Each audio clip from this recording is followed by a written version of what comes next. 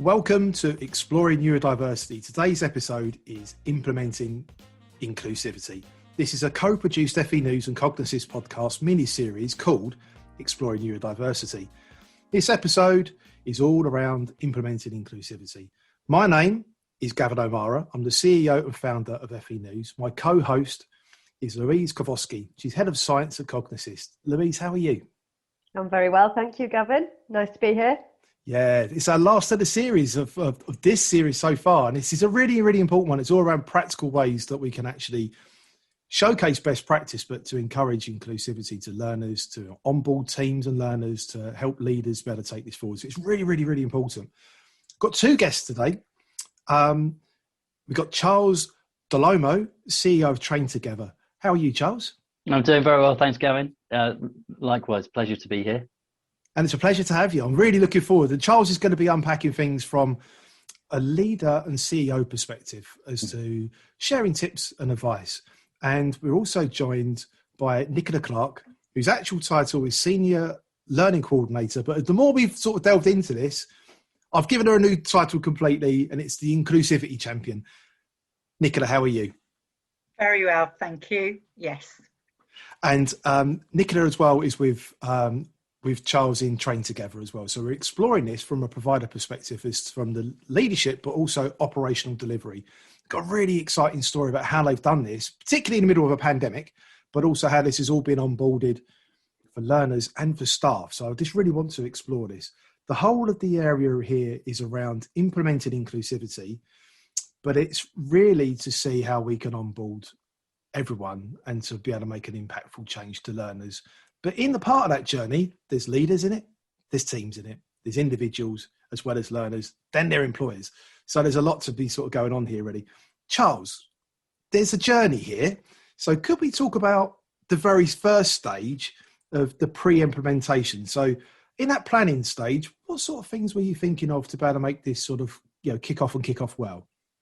Yeah, I think there were a couple of things, really. First of all, and I'll come to them each as we go, but team engagement, getting everybody involved in that decision-making process, getting everyone's eyes on it. We are all seeing this from different perspectives. We can all see how it will impact the lives of learners in different ways. And also there's obviously the very practical thing about the business strategy, where you're going as an organization. How do you want to keep on growing? How do you want to keep on meeting the needs of those learners, of your clients as well? So I think there's that structural piece as well, alongside that team engagement piece. For us, actually, we've been aware of Cognassist for a while, but at that time, probably pre-COVID, I'm going to say that. I think that's going to be a new way of talking, isn't it now? Pre-COVID, it just didn't feel quite like the right time for us. I felt that we'd tried to bring that on board, it would have overwhelmed us, or we didn't really have the grasp of it.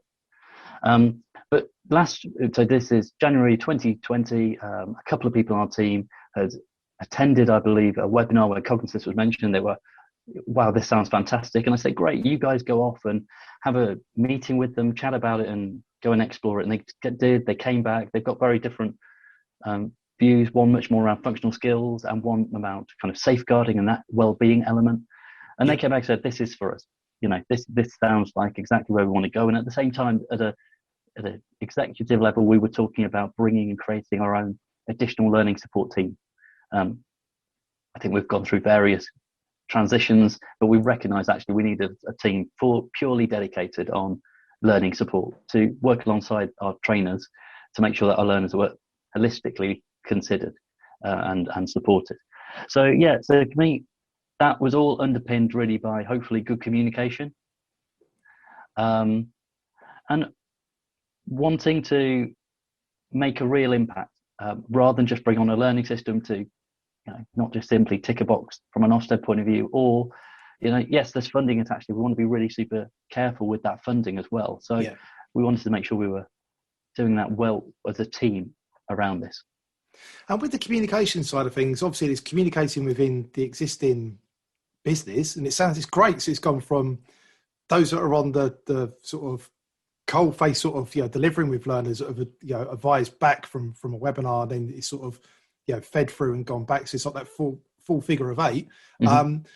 But what else did you do around communication with stakeholders? Because I know you did some interesting things pre sort of launch to talk to different people to make sure this was all going to go on track, if you know what I mean. Also, at the end of the day, it's speaking to clients and informing them about where we wanted to support their learners and wanted to support their employees better, and getting feedback from those guys was really key. Another thing that we did, just because I thought was just a very sensible approach, was speak to our ESFA lead and just inform them. So they wanted to catch up with, I'm sure all providers got a call at some point early on in the pandemic to say, how are you guys getting on? The ESFA didn't want any surprises popping up on them. And during a few of those conversations where we were just saying, this is how we're doing, this is our approach, this is where we're at, I also said one thing you will see from us over the next few months is probably an increase in our the ALS that we're claiming, and this is the reason why. We're bringing on board Cognassist. They're all built into our delivery models. We're training our team, so expect to jump there. And we kind of gave them an estimation as well. We estimated that around 30% of our learner population would match on Cognassist, and actually it's tracking at the moment around 33 to 36%. Nicola probably does have the exact figure, but it's around that figure. So we were pretty accurate there. And by passing that on, it just became a natural part of the dialogue. I probably talk to our lead at the ESFA once a quarter on average, and that will pop up, and I will say, this is what we're doing about it, and just keep them appraised. They want to know what's going on. And I'm sure it's one of those questions if I hadn't raised it, they would have asked the question, hold on a second, this has changed.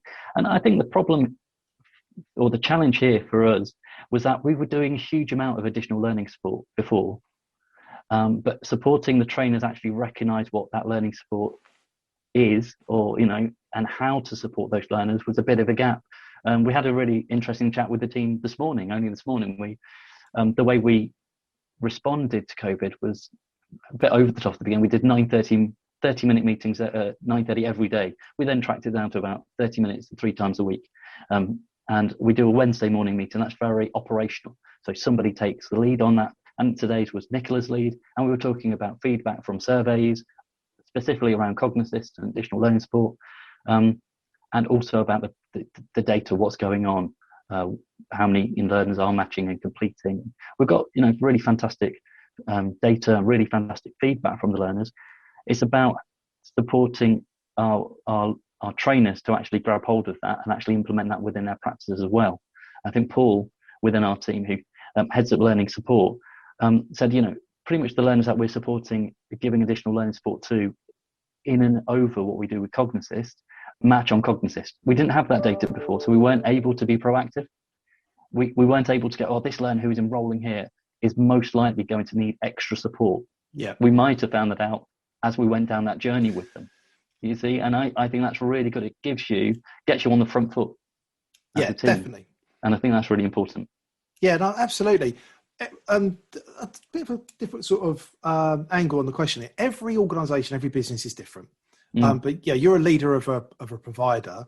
From your sort of experience of going through this, from the implementation then to this rolling out, I wanted Nicola bring you in a minute actually about sort of the rollout. What tips would you share? Because obviously there's lessons to be learned and there's things which could be done. And you as a provider, there's different sizes of providers. There's colleges as well. It's just how do you sort of, from your experience, what tips would you want to share for other leaders to sort of think around neurodiversity and inclusivity? I think it's all around the planning. It's all around building, looking at your current structures that you have within your organisation and making sure that you've considered how Cognosis or providing additional learning support in that way is going to affect the way that you work as an organisation and affect the goals that you set yourself. So for me, it's all in the planning, making sure the structure's in place. Like I said, we've already talked about stakeholder engagement. That was key, and really making sure that we're regularly listening to our team about how they've experienced Cognassist. Because yes, it is absolutely central ultimately about the learner experience, but at the same time, we're only going to better that by actually making sure that we get the feedback from the internal team as well.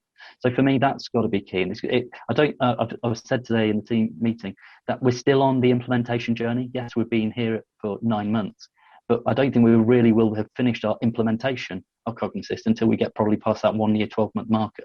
And we can reflect back and we can say, yes, actually, this is how we're going to take this to the next level. So recognise that just by simply pressing the button or getting on the phone to Cognassist, bringing on the system isn't necessarily going to be the only thing you need to do. There's got to be a bit of structure and a bit of good thinking behind it and aligning it to the strategy of the organisation. So that's probably my top tip. Yeah, cool. It's communication in all of this come through every single one of the stages. So planning and communication seems to be key for your success in this. Louise, can I bring you in? Obviously, you work with, there's been 100,000 plus sort of data sets that you've now got for learners, but obviously there's a lot of providers you've worked with as well. Any tips that you would want to share around small, large colleges, universities, employer providers, that you would want to share around that you've seen have been real successes for people? I second what Charles has said. This isn't just something that arrives an educator and it just works. It has to be a two-way solution. So planning, preparation is key, as Charles has said. Implementation is crucial as well. So every provider has a dedicated implementation team and they work really closely. So for the first couple of weeks of an implementation, it's discussions about process. So how can Cognosis fit into a provider's existing processes? What needs to change? So, best practice would be to have a Nicola in every institution. We promote that. To have a Cognassist champion or more than one is ideal, because once that's another tip actually, train all staff to understand neurodiversity and be able to recognize a difficulty when they see it and know what to do about it. We want to instill confidence in the sector. We want to instill confidence in our staff as well. It's a collective effort to support our learners. We've mentioned that in every single one of these podcasts as well. It's not just down to one person to do this. It's a collective effort. And we all need to do that. So train your staff. There's free training available out there now as well. And I suppose internally, share best practice. This is a trial and error process. Not everything works first time sometimes. What does work? What doesn't work? We do encourage providers to talk to each other as well, where they have got problems, to find solutions, where there's questions, queries. As Charles has said, speak to your SFA account manager. That's what they're there for. They're there to support you with things like this. Communication, again, absolutely key. Yeah, no, that's really, really helpful. Nicola, everyone's been singing your praises and you've not even had a chance to sort of speak yet. As our Inclusivity Champion, can you sort of share some tips as to how you started off the journey, but particularly around, there's a few sort of parts to this really. Really, how did you get the whole team involved? Because this has been a central theme we've heard all the way through our mini series is this isn't this down to one person, and this could have just sat on your shoulders, but you were a part of that role of making sure this was everyone involved. How did you onboard all of the team? I'm a great believer in positive engagement, and I think this was key to the implementing of Cognosis, both with the learners and the tutors, just to show that because somebody needs a little bit of extra support, it's not a bad thing. And Cognosis actually provides this in a really positive way and can support both the learner and the tutor. So it was introducing the tutors to the learners that had engaged and showing them the start of the journey, which is completing the initial assessment. And by communicating to the learners and the tutors that actually it was a good thing by matching on Cognosis, because it would provide the learner with the support they needed to feel confident in what they're doing, because quite often a learner that has matched with Cognosis has a dip in confidence because perhaps at school they were struggling, and it's about making the learner feel positive reinforcing it with the tutors, how Cognosis has worked to provide that support. And then we manage that and record what strategies have been completed and how it's affected. It's given, there's 4 sort of categories: impact, issue, and next steps. I've forgotten one there, but I'm sure Louise will tell me which one it is. But it's about including everybody in the journey to make everybody feel confident that actually they're getting the support that they really do need. It's targeted to the areas which Cognosis identifies through the initial assessment. And the difference on the survey, the confidence levels of our learners from the survey results show that not just in their apprenticeship, but in their work and life, they feel more confident. You know, it's just there. 82% are saying it's improved their studying, and 69% have said it's improved their work-life balance as well. So it's a massive step in the right direction to support learners that sometimes really do struggle and then just drop out. Yeah, that very, very much. And it's all around the inclusivity part as well, isn't it? You know, around you're communicating back to learners and into the team again. So that's fantastic that you're seeing that. And to see that impact, 82% and 69%, did you say? That's fantastic, isn't it? We sometimes forget that this is not just about a qualification. It's then enabling people who may have had all these barriers in the way and all of this lack of confidence to then just go on and just continually learn, isn't it? And to continually grow. And I think that's just really, really important.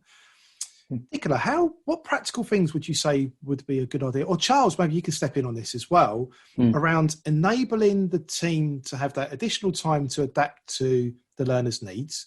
Because sometimes, you know, that could be a little bit daunting. Like, oh no, I've got to adapt to sort of fit this learner's sort of this need or to overcome this barrier, but also evidencing, because it's really, really important to be able to evidence for a number of reasons. One of them is to be able to, you know, to justify the funding.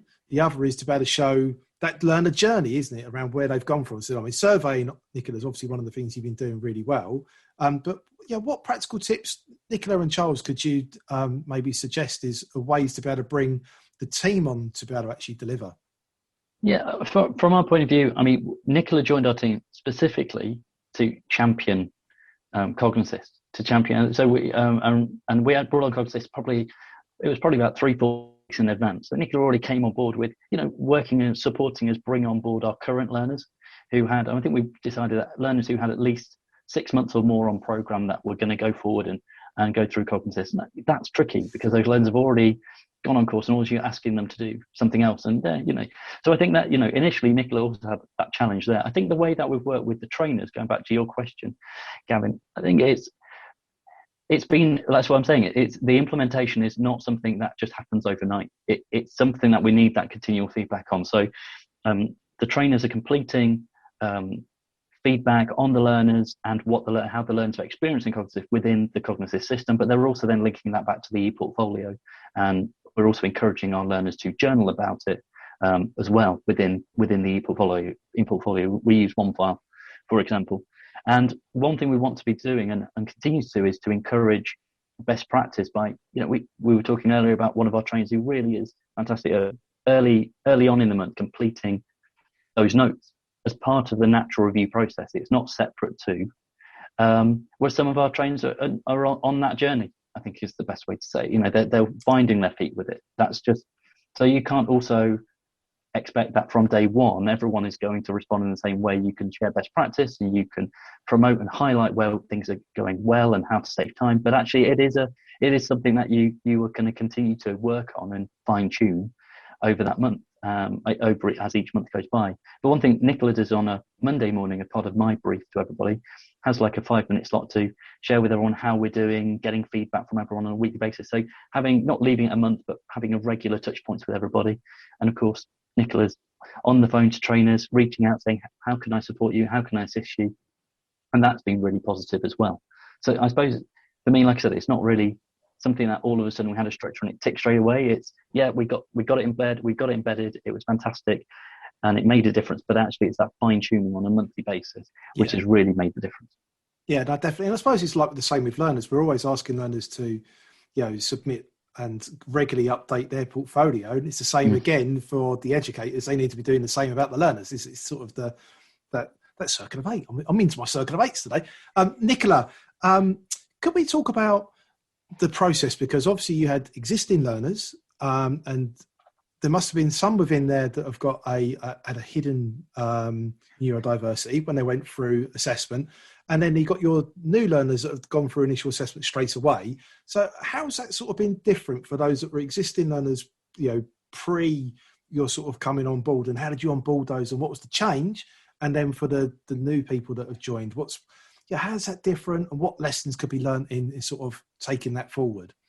Yeah, when I initially started, I looked at the legacy learners to see how they'd engaged with the Cognitive initial assessment. And basically, it was about contacting them, asking them to complete it so we could just give them that extra bit of support that they might have needed. It was telling them or explaining to them how Cognosis really could help them. So it was a new thing for them to do, which we took on board, and some learners were straight on it, and others took a little more time. But it was about engaging them and actually explaining it wasn't a bad thing. It's a good thing to have this Cognosis match. But we came up with a strategy for all new learners that we do it day one as part of their journey. So actually it's there embedded from the very start, and it gives us the heads up on the learners that need that extra support, and we sell it to them in a way that it will help and improve their confidence, not just like in the apprenticeship but in all areas, and how much Cognosis can just give them little tips, bite-sized chunks of information. It's nothing too heavy that will actually make them feel empowered to be able to do different things. So it's making the learner's confidence increase from day one, really. Yeah, no, definitely. Louise, is there any tips which you could share from all of the different providers you've worked with around onboarding teams in particular? And so it isn't just like a leader perspective, or it's like we said all the way through these podcasts. Basically, it's everyone's sort of role here to be able to make impactful change.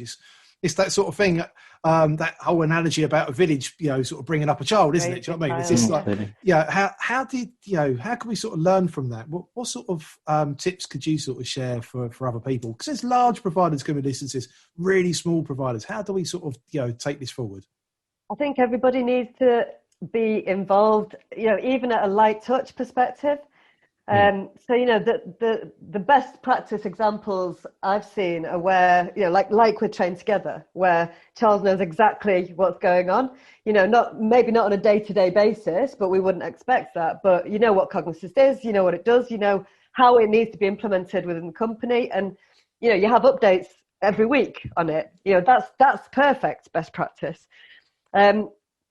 We do invite everybody to our training. It's not just about the mechanics of delivering the support or using a platform. It's also like the wider view of neurodiversity, what it means to be neurodiverse, how we all think and learn differently. Gavin, I know you found it really useful to view your own brain profile. It's useful for everybody to have this information. When we talk about support, it's not just tutor to learner. It's colleague to colleague. It could be like manager to employee as well. To make this successful, this needs to be part of the bloodline of a company or a business. Bring it into your one-to-ones with your staff. Okay, let's have a look at your brain profile. How can I, as a manager, communicate better with you as a result of your brain profile? I'd say as well, keep refreshing that information, encourage that communication. As Nicola does, every week, here are the stats. Here's the recent learner survey. This is what our learners are saying. So, keep that interest fueled within the business. This shouldn't be an add-on or a tick box exercise or an afterthought. Mm-hmm. This needs to be part of the quality of the business. Yeah. So I was going to come in there. I couldn't agree more with Louise. It's one thing that we've tasked all our team to do by the spring is to complete the masterclasses, and so it's the NCFE back training with Cognassist, and we've actually tasked all of our leaders. We have quite a flat structure in Train Together, quite a broad leadership team, which also helps in terms of communication, and I think really helped during the pandemic. But we wanted particularly those leaders to have completed those by the end of March. Once again, because we want obviously our leaders to be leading, and actually encouraging, inspiring, all of the team to move forward with Cognassist and see how it's really supporting. I think as well, the other thing that has supported us to change is the language and the thinking within Train Together about neurodiversity issues. And I think it's encouraged everyone to start really thinking, opening their mind and start asking good questions about what does this really mean to learning? How do we really differentiate learning? How do we change our delivery models?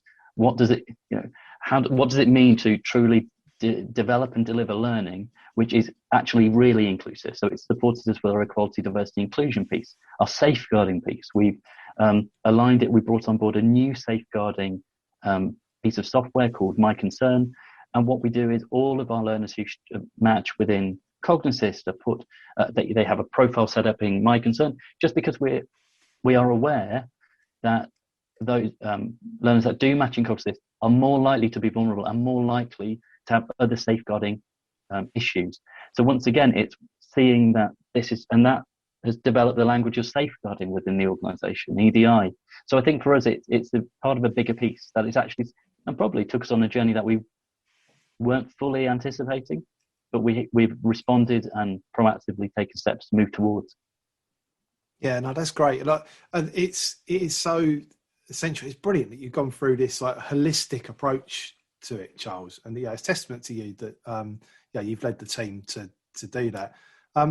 How can we sort of share tips with people that it isn't just an initial early adopters and people get excited about it to begin with, but how do we continue to then deliver this long term so it becomes part of the DNA of around supporting, it's around inclusivity, supporting neurodiverse learners, but as you said, Charles, looking at EDI, looking at safeguarding, how can we then sort of roll this forward so as everyone is involved in that whole holistic look at the learner?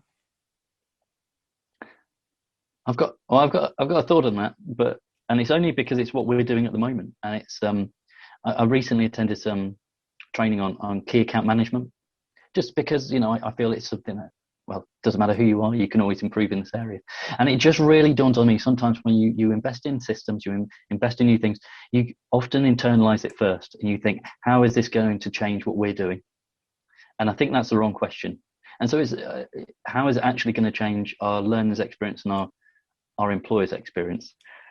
So for me, that long-term piece is about linking it back to your vision, your values, your culture, but also if we're going to tie it to something that feels a bit more tangible, the key account management plans that you have in place. Where do you want to see your organisation in 5-10 years time? What do you want people to be saying about your organisation? And actually recognising the fact that if you're good at recognising how to give people the right support and making sure that your team are well trained, well versed, really understand it at a deep level, have a personal story behind it, then of course that's going to just make that key account management piece much more strong. So I think it's got to be linked to your culture, your values. It's also got to be linked to things like your key account management, your business development teams. Our BD team are really excited about Cognassist because actually it really helps them promote what we do. It's a different conversation, and employers are interested. This is on the tip of the tongues with everybody that we're speaking to on the phone. Partly, maybe that's the sectors that we work in, but I think people are aware that as an organisation, they maybe aren't as diverse, they aren't as inclusive, they would like to see see more equality. And I think that's on the tip of the tongue of all employers. And so by having these conversations, we're deepening a relationship with our customers at the same time. We're on the same page. So for me, I think that's it. I think it's if you want to see it, the long-term piece, you've got to link it to that long-term strategy. Yeah, definitely. And I think we've just gone through one of the strangest times in history with COVID, haven't we? And it's changed the way that delivery is happening, but also it's changed people's mindsets. You know, we're over a year of lockdowns and all the rest of it. And the way we're then going to be coming out of that is then going to change, isn't it? And I really do think the further education, skills and employability sector is really truly got this opportunity to be the vaccine for the long COVID effects on the economy. And it's just how we then deliver that. And it's deliver that for individuals. And like you're saying, Charles, we've got such an opportunity to long-term have relationships which positively affect learners, but also employers. And it's this how, if we deliver well, then it's going to be a great time for the sector in what has been such a rubbish time for the whole nation, you know. Nicola, is there some things which you can see where the pandemic has changed delivery and the teams, and as we're then coming back to change the way that's going to be delivered, probably much more around hybrid learning, and then when it's in person for different, you know, competencies and different skill areas. What's interesting about Train Together is that you've got many different competencies that you work within. How do you see the pandemic in this next stage? Hopefully when we're coming out of it a bit more, is to how that could change delivery, and what does that mean for learners? What does that mean for employers? What does that mean for the team? The good thing about Cognassist is it's delivered to learners on a monthly basis. There are set strategies from the first of each month, so there is engagement straight away.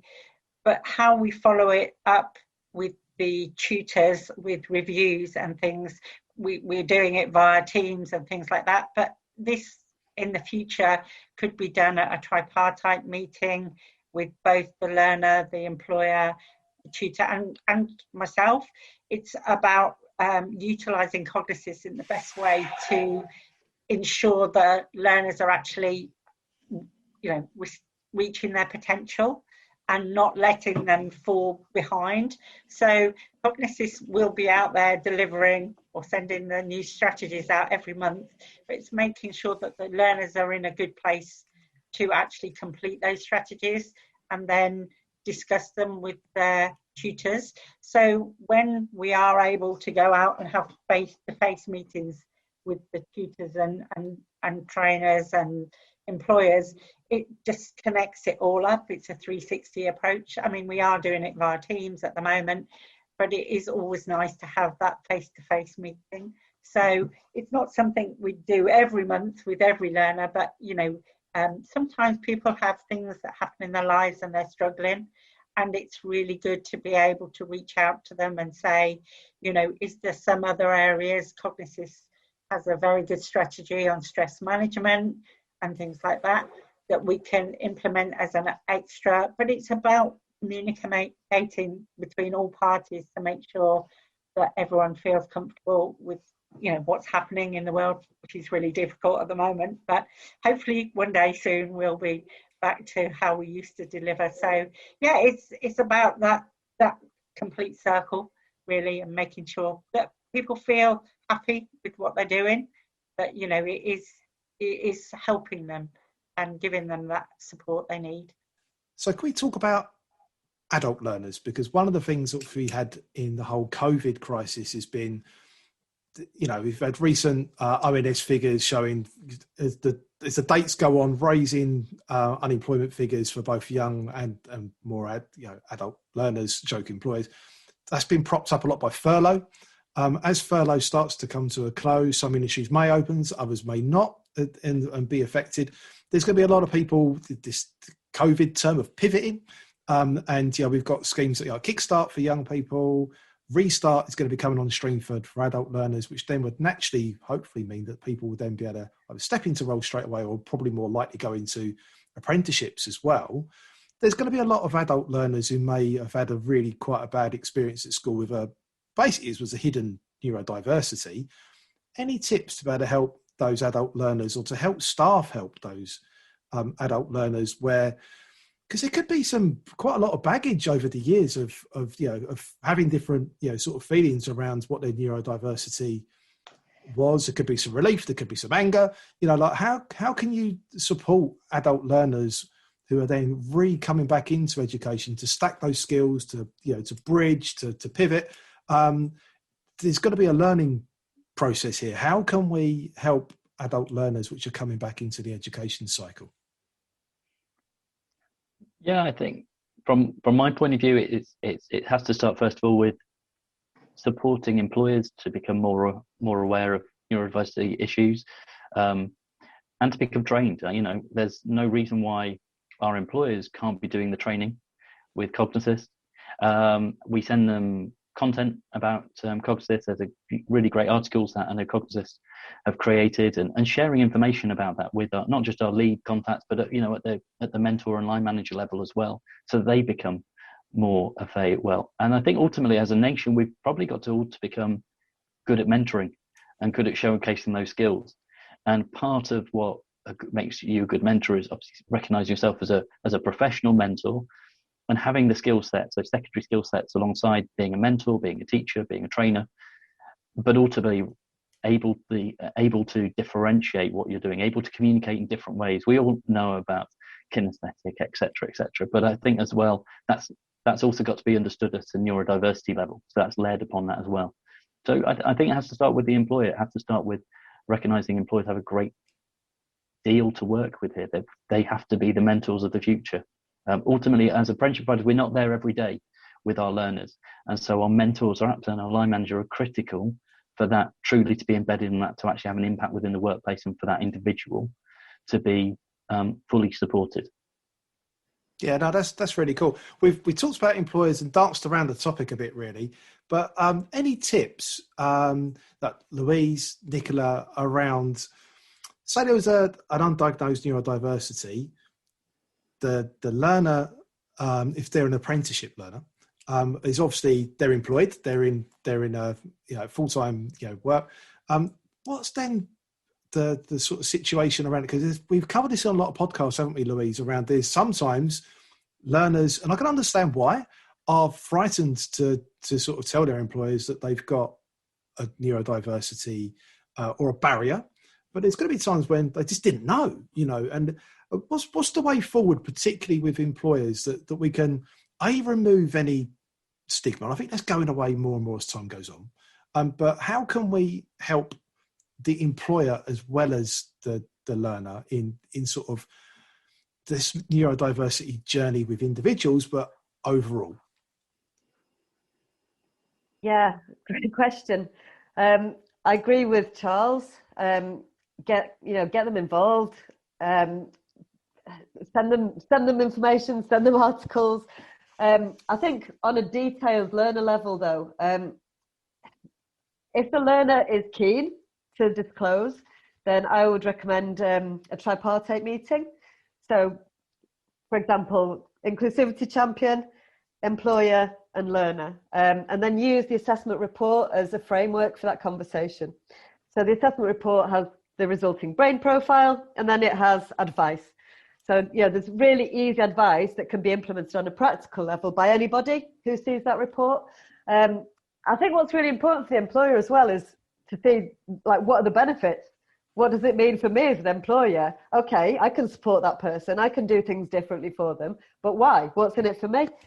And I think ultimately, what we're seeing now is progression, which is fantastic. We're seeing timely completion. We're seeing attainment improve, particularly for LDD learners, but also confidence. We're building independent, confident people who are becoming more resilient. They can adapt to different situations that they're put in. And ultimately, we're not leaving any learner behind as a collective. So employers are very much part of this journey. It just needs to be communicated appropriately, I think. Yeah, no, definitely. Nicola, you've had some really cool stats out of your survey. Is there any sort of impact that you can see from that from an employer's perspective around the way this is sort of this journey for the learner, but also for the employer is made a positive, impactful change?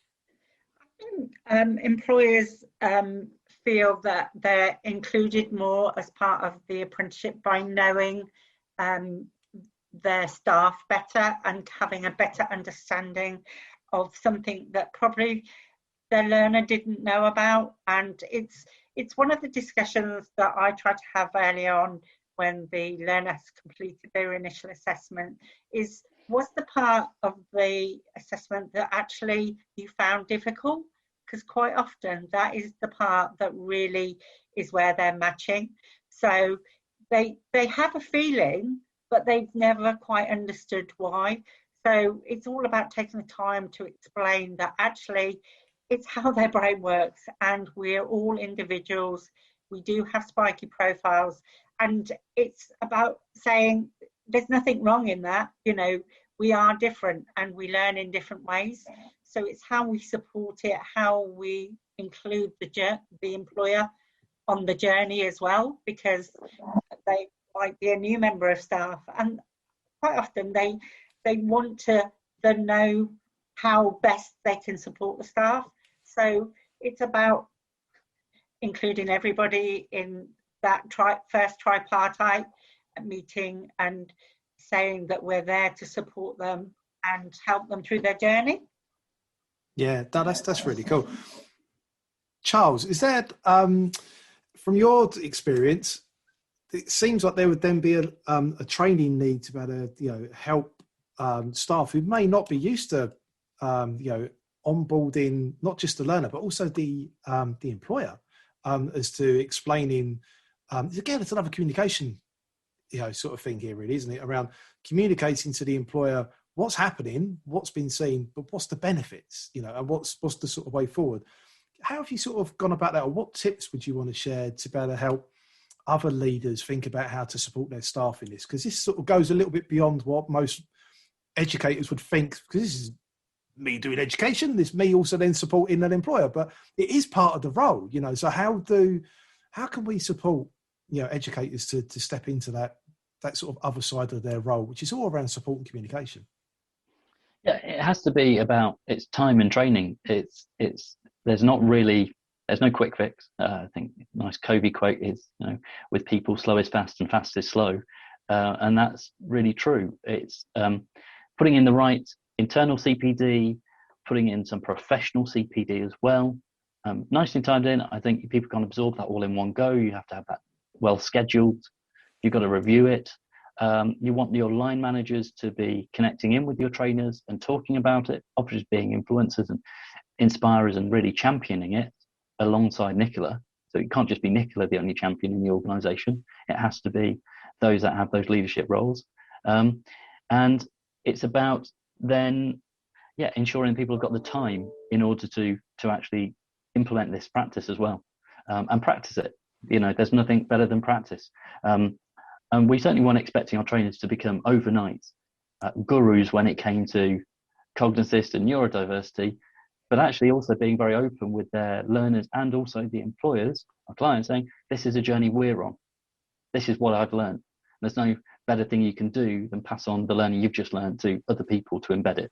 So, we don't put ourselves out there as neurodiversity experts. I suppose we're putting ourselves as people on a journey to really deeply understand it, so that it ultimately can prove what we do to support our learners. And so that, in a year's time, I think the language that you'll hear from our trainers, the confidence that they have, the knowledge that they have, will be even greater than it is now. Because it's not just we've got to that stage, right, we can sit back and relax now. And that's something it's now fully embedded in what we do. So, where we'll be in a year's time, 2 years' time, is going to be in a very different place. Yeah, no, definitely. Everyone, I just want to say thank you so much for taking time out today. I think one thing which has really, really come out over and over and over again is for implementing inclusivity, particularly around neurodiversity, but also around EDI, around just supporting learners, supporting employers, supporting staff. It's communication. It just seems to be the one key thing that come out. And I think from a leadership perspective, Charles, it seems that you've got a very agile approach, and I would say that you've got your product manager, you're doing regular meetings, everything you're saying just sounds like agile to me, and it seems very, very interesting and to deliver that within an organisation perspective. But it's all around here, isn't it? Making impact to learners, helping employers, and just be able to help people just become the very best that they can be, isn't it? And I think at the end of the day, all the different ways that we can support that is going to be key. Louise, thank you for joining me on this journey all the way through here. I think this is the start. I think there's so many more things that we can help with, just trying to share best practice.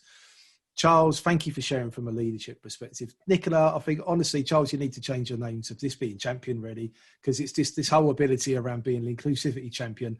But that key to be able to then also just not let it sit on your shoulders, not be Teflon syndrome with this, like it's someone else's problem, but including and involving everyone is great. And it'd be wonderful to see maybe in a couple of years' time as to what impact this has made for learners, what this has meant for employers.